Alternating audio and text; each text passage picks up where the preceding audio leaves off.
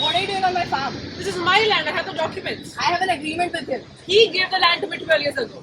Hi everyone, my name is Neeraja and today we'll be discussing a landmark case related to the Civil Procedure Code and the Suits Valuation Act. So the case title is Kiran Singh versus Chaman Paswan. So in this case, the plaintiffs and defendants number 12 to 13 got into an occupancy tenancy agreement for a land measuring 12 acres and 51 cents. The plaintiffs paid the defendants 12 and 13 1,950 rupees as one-time payment. Soon, defendants number 1 to 11 took over the land and all of the crops that the plaintiffs had on that land. After this, the plaintiffs obviously filed a suit in the subordinate court, and the suit was valued at rupees 2,950, which included 1,950 the cost of the land and 1,000 as green profits that the defendants number 1 to 11 had gained because they took over the crops of that land. In the subordinate court, defendants 1 to 11 claimed that they had been farming and occupying that piece of land since 12 years. The subordinate court gave a judgment in their favor, saying that since they had been occupying the land since 12 years, defendants number 12 to 13 had no right to enter into an agreement with the plaintiffs and that their agreement was considered void. After this, the plaintiffs appealed in the District Court of Munger, where the District Court also upheld the judgment of the subordinate court. Then in the High Court also an appeal was given, where the issue of suit valuation was raised for the first time. Hello, myself Sumit Babu. As discussed by Neeraja, now I will further discuss the rules of the case. The suit was placed under the Suits of Valuation Act in High Court. Section 11 of the Suits of Valuation Act determines the jurisdiction of the court based on the value of the suit.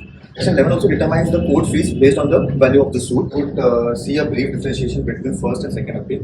Under first appeal, the question of fact and question of law is taken into consideration, and under second appeal, only the question of law is taken into consideration. In the case of Kiran Singh versus Chaman Paswan, the High Court evaluated the suit to 9,980 rupees from 2,950 rupees. This is why the Suits Valuation Act came into picture. Hello everyone, my name is Bhusan Kumar Gupta and I am here for the analysis of this case. Since we are well versed with the issues and rules of the case, let's try to understand what was the main contention of the appellant in order to set aside the district court's decree. Their first argument was, since the actual valuation of the suit was beyond the pecuniary jurisdiction of the district court, it should have gone to the High Court at the first place, where the facts and the evidences of the case should have been re-examined. Second argument was, even if the decree of district court cannot be set aside completely, they had suffered prejudice as per Section 11 of the Suits Valuation Act 1887, because of which their appeal was heard by the lower court instead of the High Court. So the Supreme Court in this case has analyzed the main issue, which was whether the decree of the court, which had the subject matter jurisdiction to entertain the case,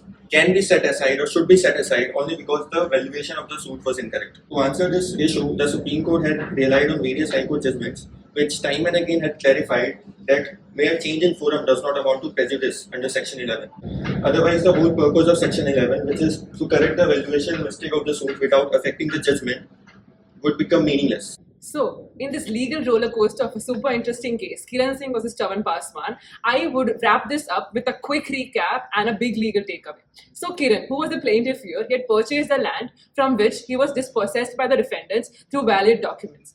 Aggrieved by the same, he approached the lower court, which was the trial court, where he had lost. Then he took the first appeal and reached to the district court, where he had lost again. To the second appeal, he reached the Patna High Court, where he had argued. His argument mainly was based around the fact that the district court never had the pecuniary jurisdiction, and hence the appeal award given by the district court is null and void, and also claimed that the High Court should treat this as first appeal and not second.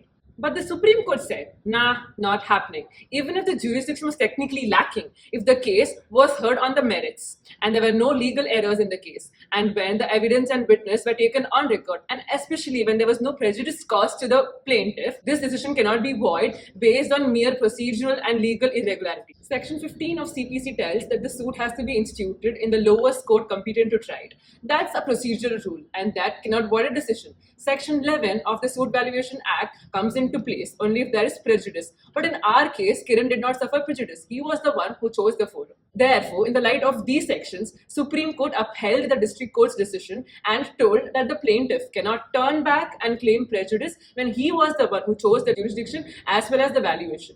This landmark judgment draws a fine line between substantial injustice and mere procedural irregularity. And that, my friends, was the jurisdictional saga of the case, Kiran Singh versus Chaman Paswan, which tells us that Don't weaponize the procedure when you lose. Choose your court wisely. Don't trick the system, law will always catch up with you.